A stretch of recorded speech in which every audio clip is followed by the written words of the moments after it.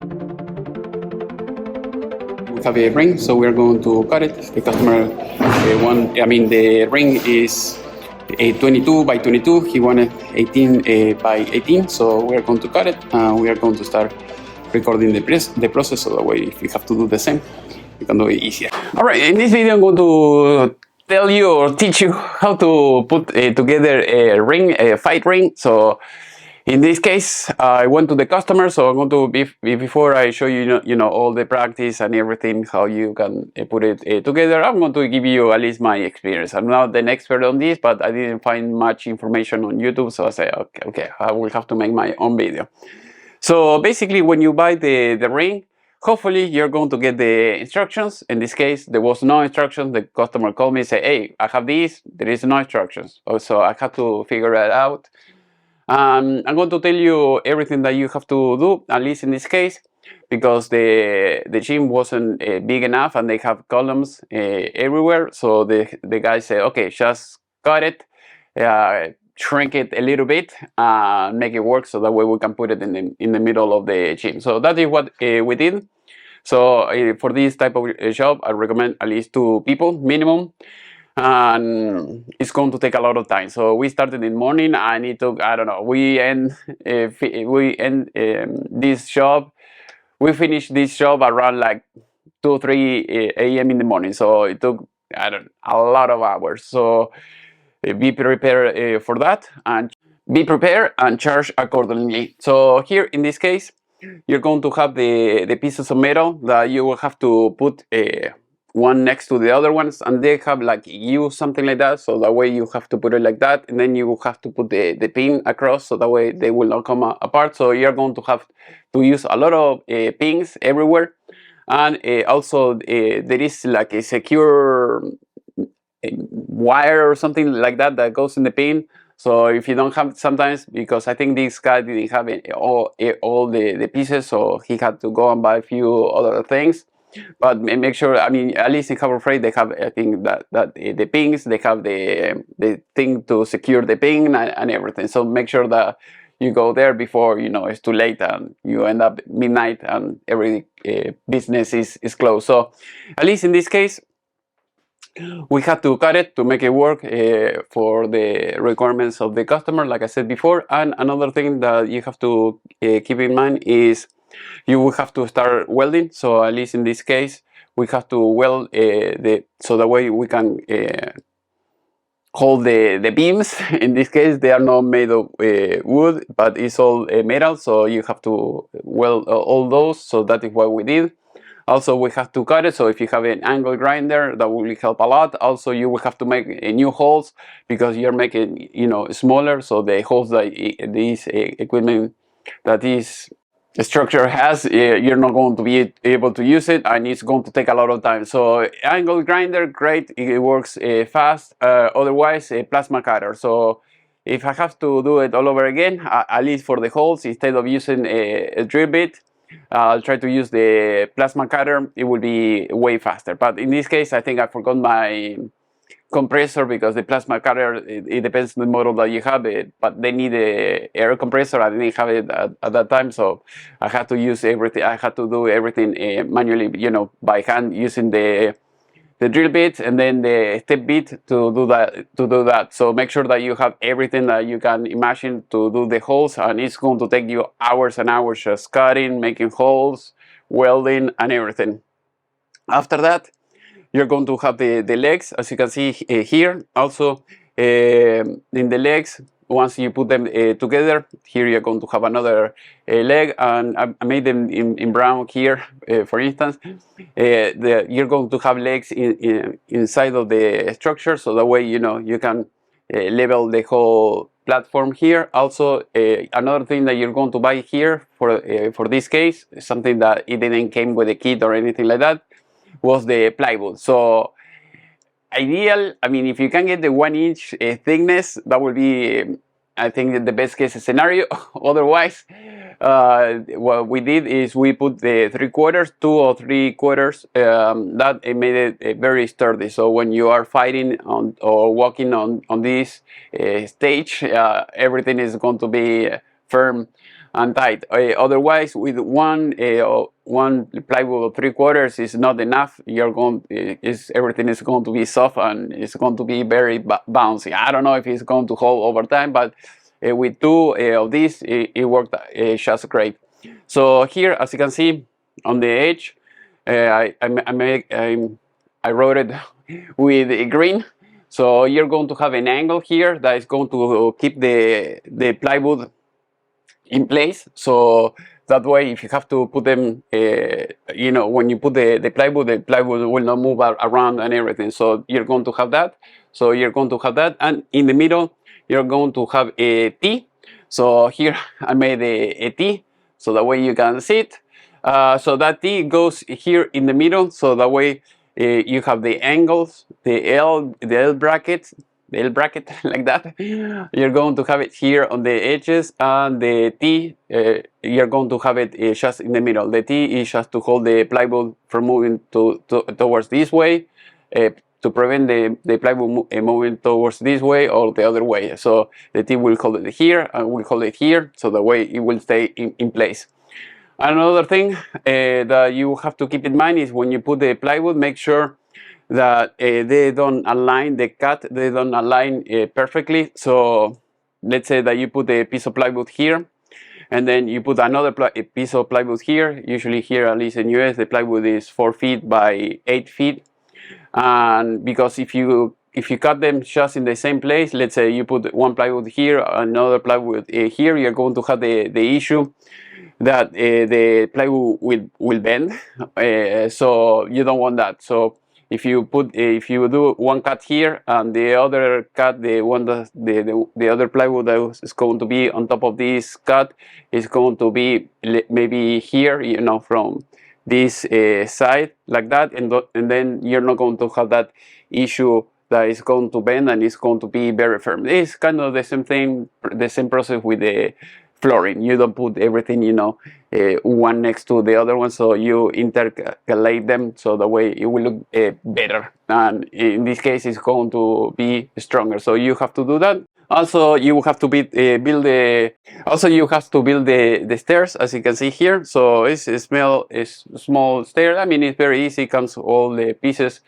You have to put all together, and once you do that, you are going to be able to go up and try and fight on this. So here on the side, you're going to have the this column that you have to put on each corner. So that is to keep the ropes, so that way if you have a rope from here to here, that will prevent the fighters from falling off from the platform, so from the ring. So that is that you have to keep in mind. Also, you have to tense them, and the rope, is going to go all the way around it.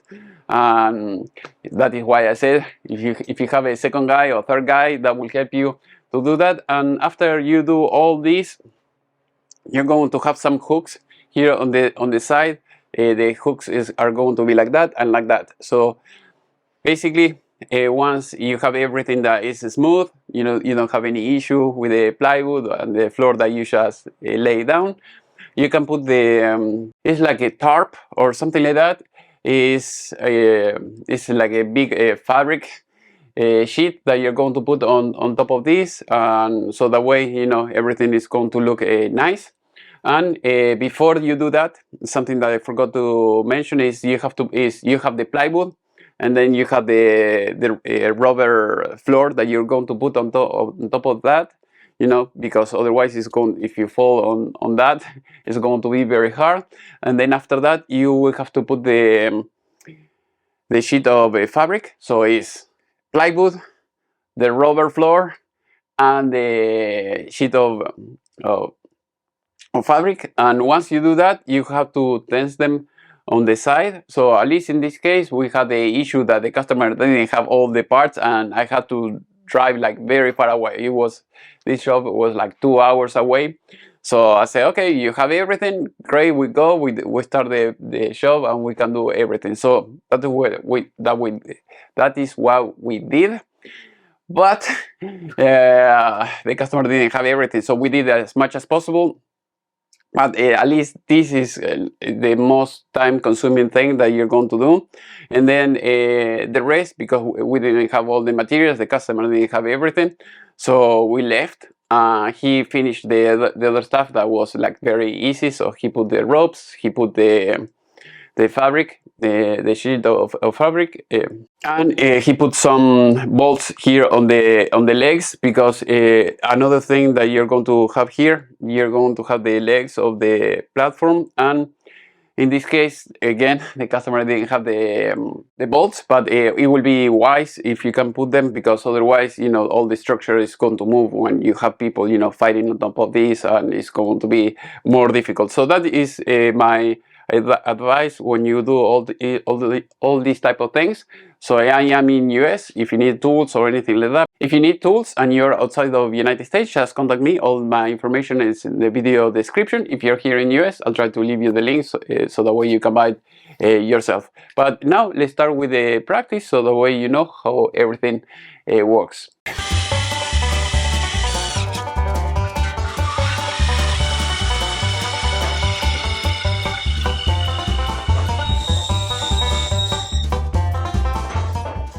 If you have to start making holes in the middle, it's better to start with a small hole, as you can see here, and then we're going to start with the big one, so I'm going to show you how.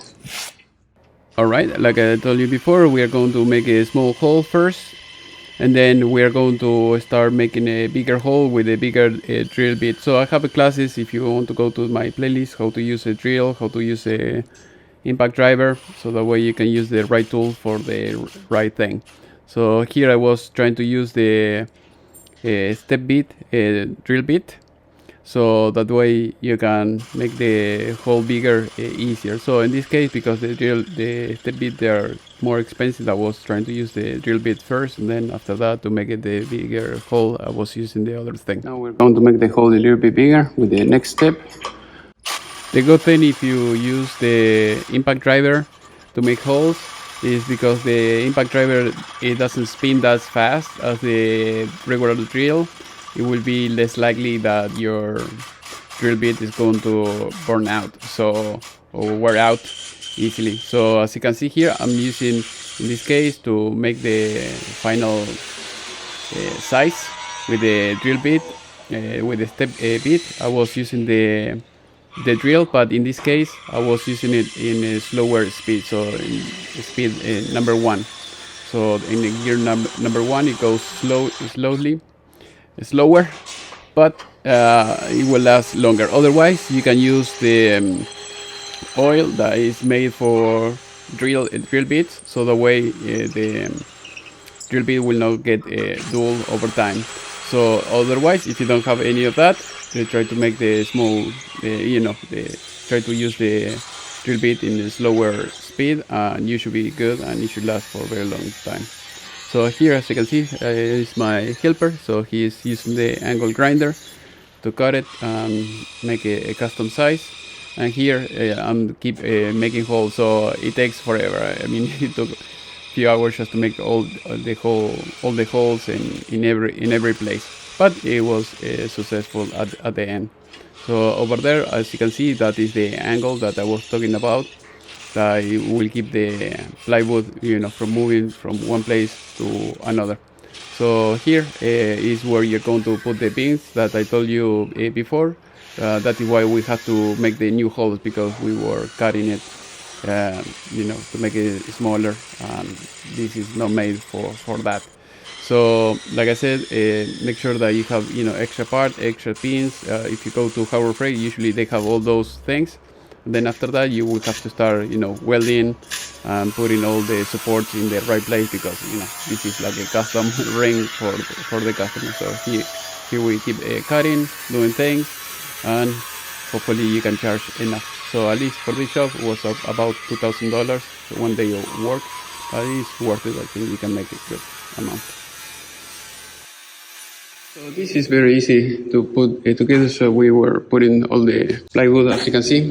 All you have to do, just put it on top of this, like a Lego, and then you put the pins and the security pins in the other side, and then you have to put the legs, as you can see here, and then you have to start tie them up, so that way everything will be firm. Otherwise, it was going to be loose or like that, as you can see. And then you have this part in the middle, as you can see. And then you have to put it here. Then later you're going to adjust this, and then you're going to put it tight. And the other edge should go over there, as you can see there. And after that, you should be good. So now we are going to keep working. So we had to do this here because the customer wanted to make it shorter because it wasn't fitting in the columns that you see here. But otherwise, it should be easier. We have the other leg, as you can see. This is the leg. So we put it here, and then we have to put it just here, as you can see. Then we have to screw it in, so the way it will go all the way up, and that's it.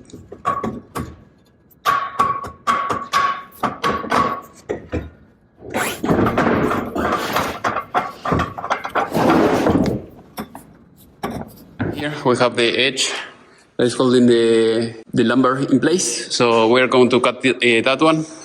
So that way we're going to put the screws, as you can see here, over here with this. And we have to cut it because this is a custom size. As you can see, we have the holes over there. As you can see, we have the edge over here. And we have to complete it so that way the plywood will not go away.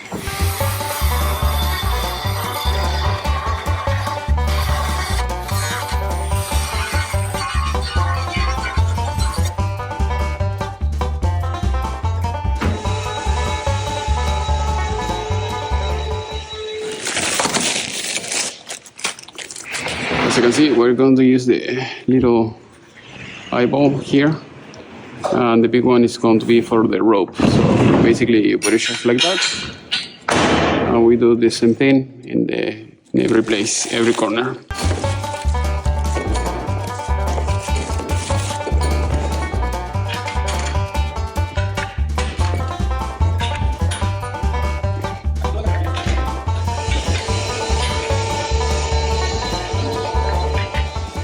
So as you can see here, when you put the plywood, so the first one you take the measurements, you put it in place, that is fine. When we put the second layer, as you can see, we're putting the second layer, another one on top of this. You have to interlock them, so that way you cut a little piece, let's say 15 inches, and then put the other one on top of it. So that way it will not be just the other one, it will be just in the same measurements like the other one. So that way it will overlap the plywood. As you can see here, we have the half of the plywood, and we are putting this just in the half. And then we're going to cut one here, over there, and then we're going to start putting the rest. So that way it will interlock, and you're going to have the maximum strength. And then we're going to cut a little piece over there, and so on. As you can see, if you walk just in the one plywood, it moves a lot. So as you can see here, moving a lot. But once you step on the double side, double plywood, everything is more solid. As you can see, I want to put the steps all together. This is all loose. I have to search for the parts that go and put the screws. So after this, you have to spin it, twist it, so that way you can tense it, and that's it. In this case, we cannot finish the project because the customer doesn't have all the parts. You can see I put this metal here on this side, and I put this board here, and I put the screw on this.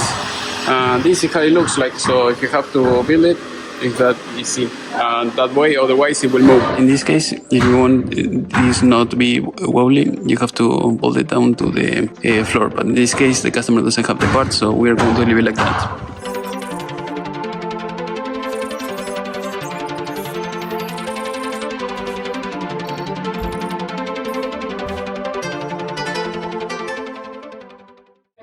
All right, as you can see here, everything is good. They put the rubber mat floor, and they put the fabric, as you can see, and they are fighting, and everything works fine. So like I said, plywood, the rubber floor, and then you have to put the fabric. The fabric, as you can see, in some places is not very tight, tight enough, but I think is usable.